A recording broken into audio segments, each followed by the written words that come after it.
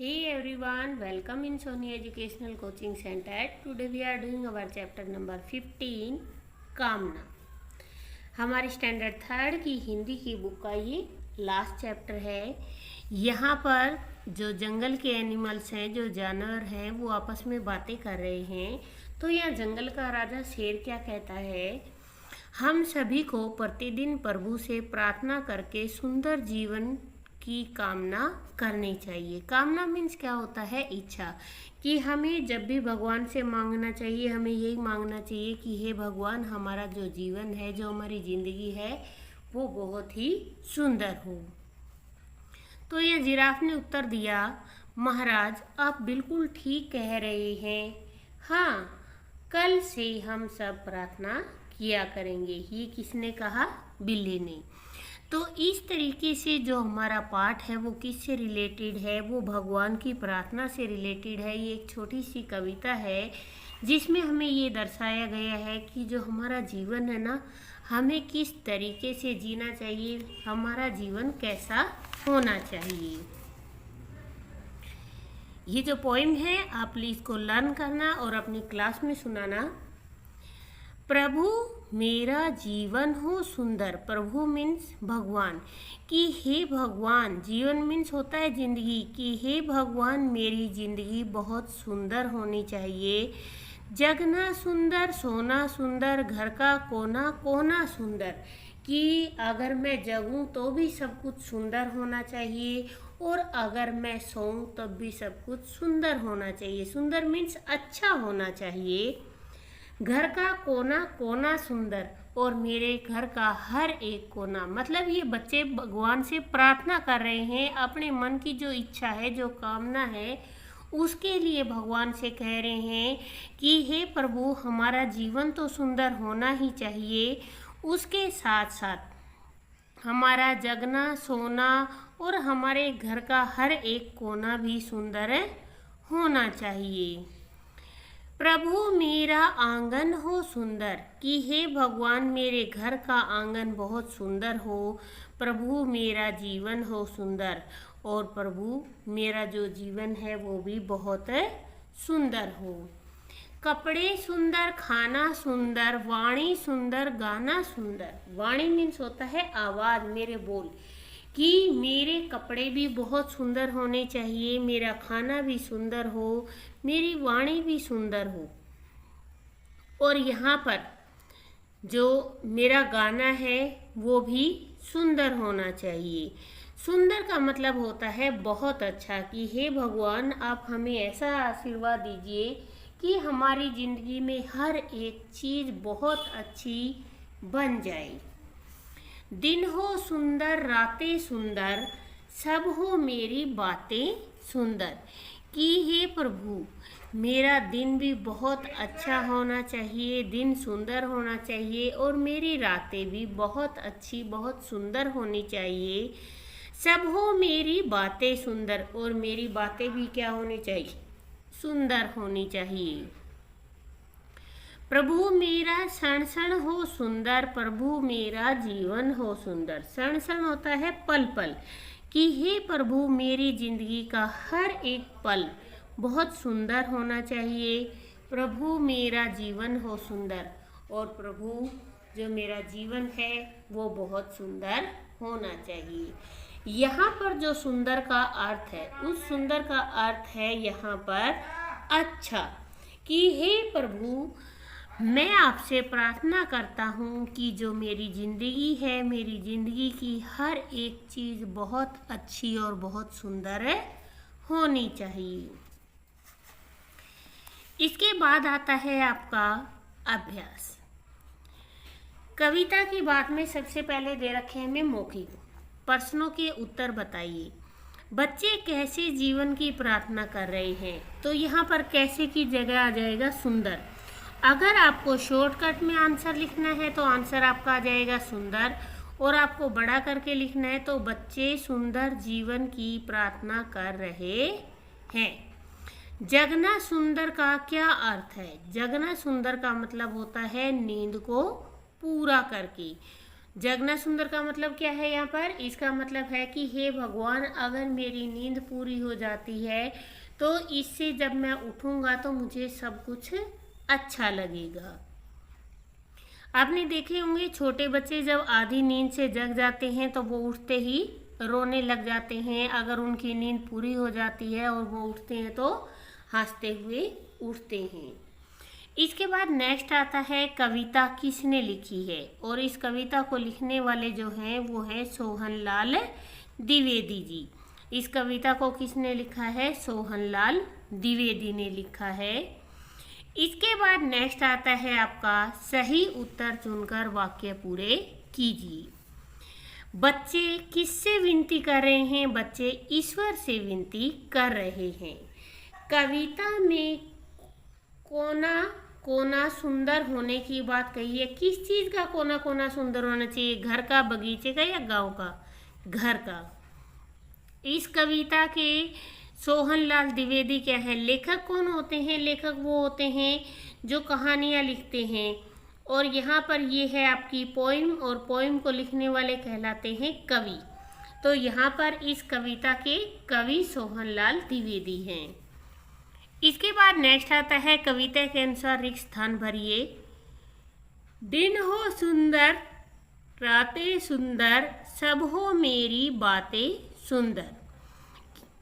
कपड़े सुंदर, खाना सुंदर, वाणी सुंदर, गाना सुंदर। इसके बाद नेक्स्ट आता है आपका सही मिलान कीजिए। यहाँ पर सही मिलान में आपको दे रखा है सोना कोना, गाना खाना।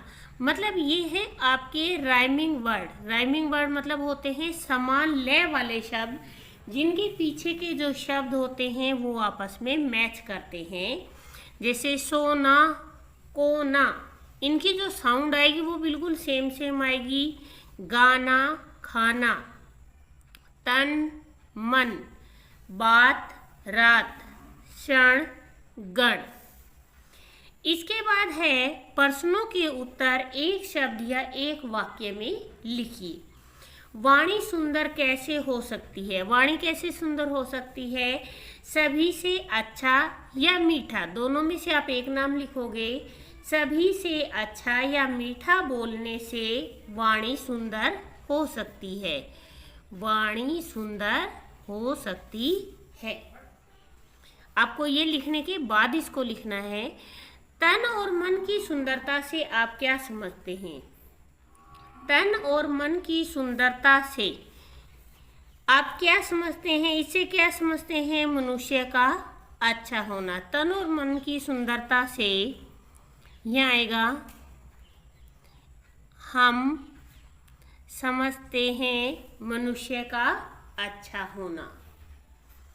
सब हो मेरी बातें सुंदर, इस पंक्ति का क्या अर्थ है? इस पंक्ति का अर्थ क्या है कि जो हमारा बोलने का तरीका है वो सही और मीठा होना चाहिए। नेक्स्ट है प्रश्नों के उत्तर एक से अधिक वाक्य में लिखिए। प्रश्नों के उत्तर आपको लिखने हैं कवि ने क्या क्या सुंदर होने की इच्छा जताई है।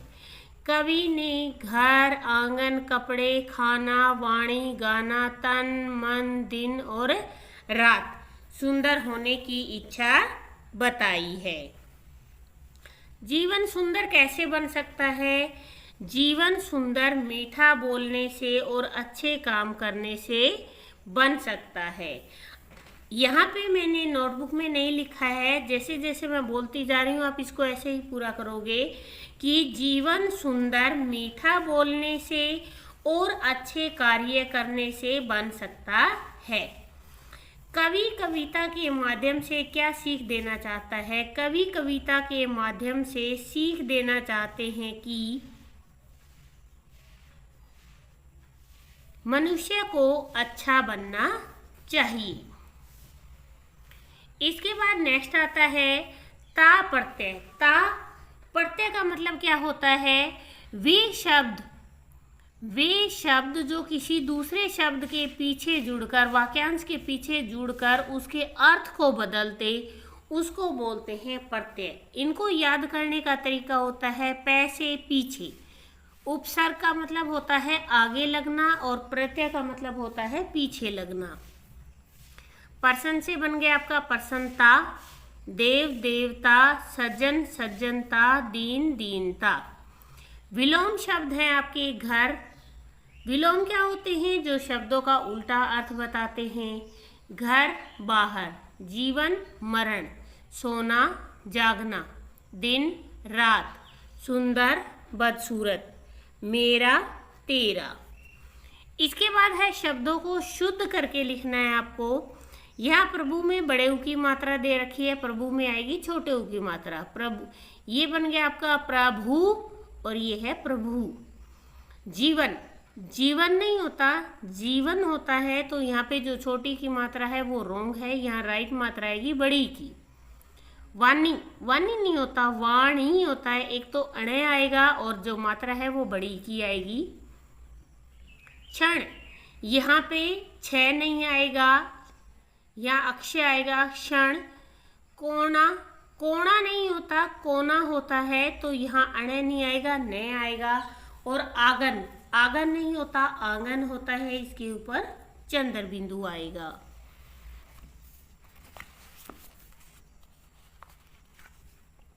इसके बाद नेक्स्ट है आपका वचन बदलने हैं। वचन क्या होते हैं? संज्ञा के वो शब्द जिनसे हमें संख्या के एक या अनेक होने का पता लगता है। संज्ञा के वे शब्द जिनसे हमें संख्या के एक या अनेक होने का पता लगता है उसे वचन कहते हैं। तो बेटा मीन्स होता है एक और बेटे मीन्स हो गए बहुत सारे। तो जहाँ एक का पता लगे वो एक वचन और जहाँ बहुत सबका पता लगता है वो बहुवचन। नदियाँ, नदी, आँखें, आँख, कहानी, कहानियाँ। तो इसके अंदर आपको दो तो दे रखे हैं बहुवचन और दो दे रखे हैं एक वचन। इसके बाद है शब्दों के दो दो पर्यायवाची लिखने हैं आपको। प्रभु, प्रभु को हम भगवान भी बोलते हैं और परमेश्वर भी बोलते हैं। वाणी, वाणी सरस्वती, विद्या या हंसवाहिनी भी बोलते हैं। सुंदर, खूबसूरत, आकर्षक। अब यहाँ पर आपको दे रखा है, क्या आप जानते हो कविता लिखने वाले कवि और कहानी लिखने वाले क्या कहलाते हैं? लेखक कहलाते हैं। कवि या लेखक रचयिता भी कहलाते हैं। कविता दो तरह की होती है, तुक वाली और बिना तुक वाली। इसके बाद यहाँ पर आपको एक पिक्चर दी गई है जिसमें आपको दिमाग लगाना है कि किस किस की पिक्चर है। सबसे पहले अगर नथ को देखते हैं तो एक औरत है और इधर से मूंछों को देखें तो एक आदमी है। दो तस्वीरें हैं। यहाँ ऊपर देखते हो तो आपको शेर दिखाई देता है, नीचे आपको हाथी दिखाई दे रहा है, यहाँ पे आपको मछली दिखाई दे रही है। यहाँ पर आप आराम से देखोगे तो ये आपको वक दिखाई दे रहा है, यहाँ पे हंस दिखाई दे रहा है और यहाँ पे ये जो सांप है ये दिखाई दे रहा है आपको। इसके अलावा यहाँ पर लोमड़ी नज़र आ रही है, यहाँ पर मछली नज़र आ रही है। इस तरीके से इसके अंदर बहुत सारे चेहरे हैं, आप ध्यान से देखना और उनके नेम को रिटर्न करना। इसके साथ ही आपकी जो 3rd क्लास की हिंदी की बुक है वो हो गई है कंप्लीट। प्लीज़ वीडियो को शेयर करें, लाइक करें एंड कमेंट करें। Thank you.